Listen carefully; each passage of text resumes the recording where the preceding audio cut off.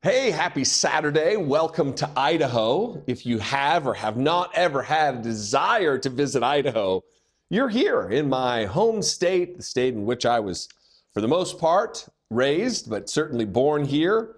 So welcome along for the ride. Let me talk about a couple of things.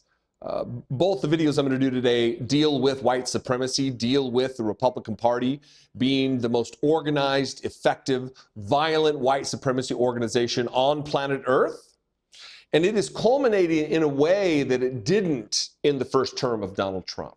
They are attempting to reshape how we educate our children based around how dumb Donald Trump thinks about history, thinks about our past, thinks about how we should look at our country and critically analyze well, there's no critical analysis where it relates to Donald Trump, but they are trying to reinstall Confederate monuments that have been removed from military bases, paintings they want to put back that depict traitors against our country, in this case, Robert E. Lee and his enslaved property, human beings that he owned as slaves.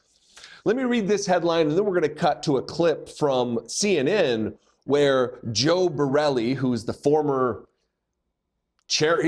leader of Republicans on the city council in New York City, the guy certainly from Staten Island, but he had some troubling, some stupid, some unsurprising things to say about how we should celebrate the ancestors of of Americans who were Confederates, and that's just the way it is. And look, it's not the hill I would die on, but blah, blah, blah, blah, blah, blah, blah. But first, let me read this headline in one paragraph from the New York Times to give you a little context about what they were actually talking about. Again, this is the New York Times. Pentagon is reinstalling portrait of Confederate general at West Point Library. West Point, the Army's military academy. They're going to put a painting celebrating an enemy of the United States, and more specifically, an enemy of the United States Army. Okay? The Pentagon is putting back up a portrait of General Robert E. Lee at the military academy as the Trump administration seeks to restore honors for American figures who fought to preserve slavery. Before I get to the paragraph, let me give a little critique for the New York Times. As the Trump administration seeks to restore honors for American figures, he relinquished any claim to being an American when he fought against Americans in order to preserve slavery, to preserve the ability for humans to own other humans as property. But go, you do you, New York Times. You tell your tale, New York Times. Here's what the painting that they're reinstalling at the American Military Academy has in it.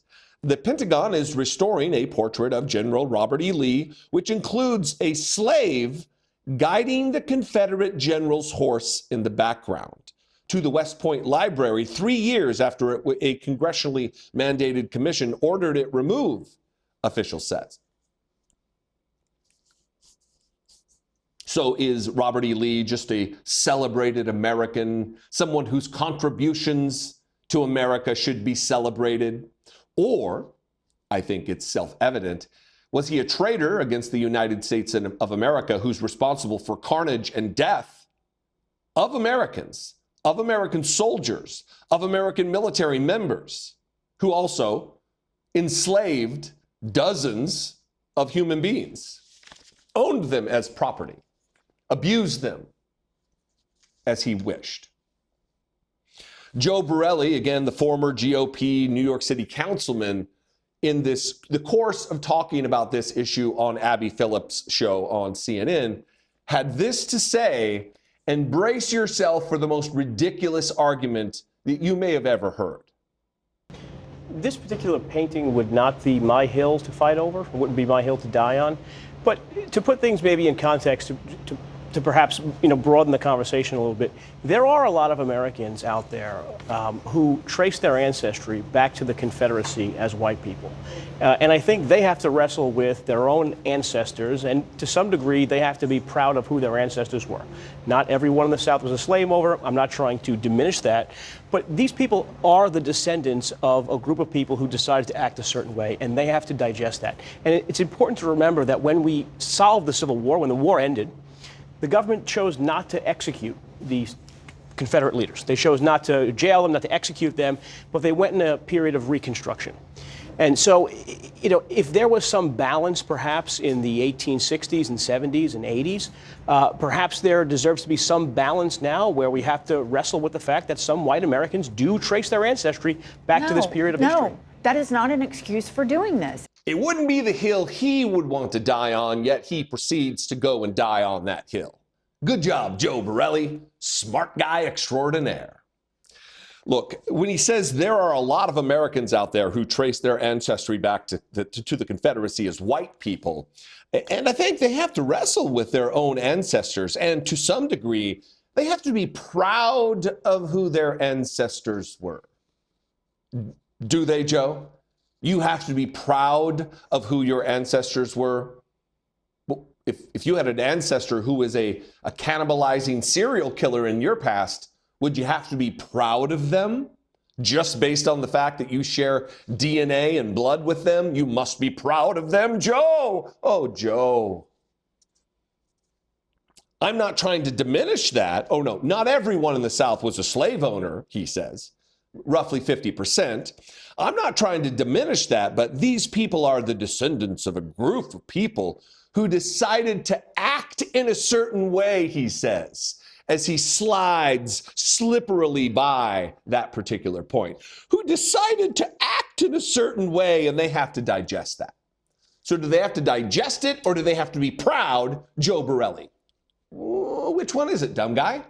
Which one is it? Be more precise in your critical analysis there as an invitee of CNN to give your commentary.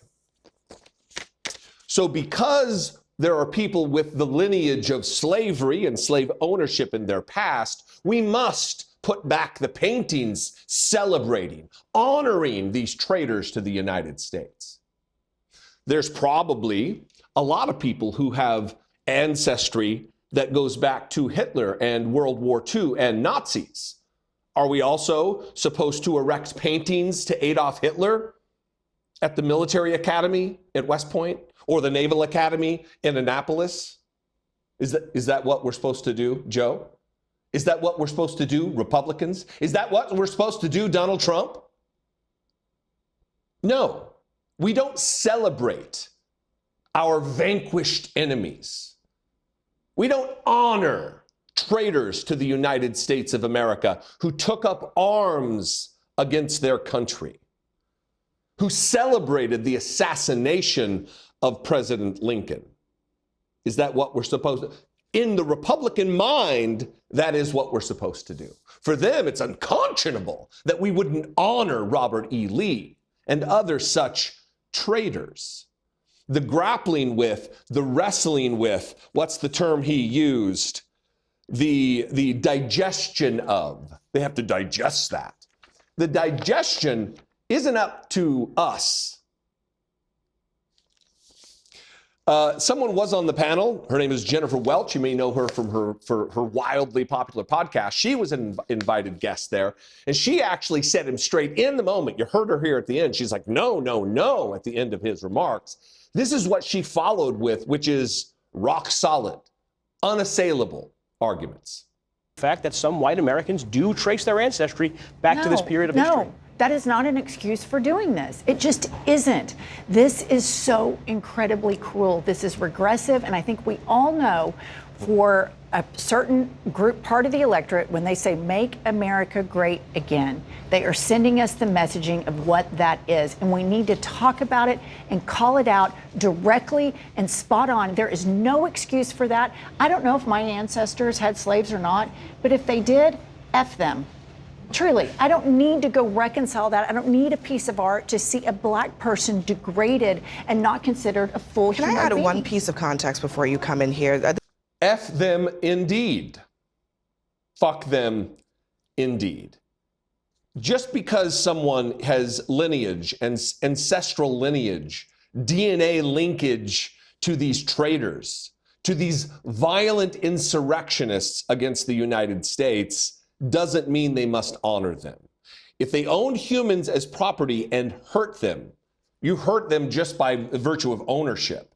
But they abuse. It was a system of abuse, of torture, of rape, of murder.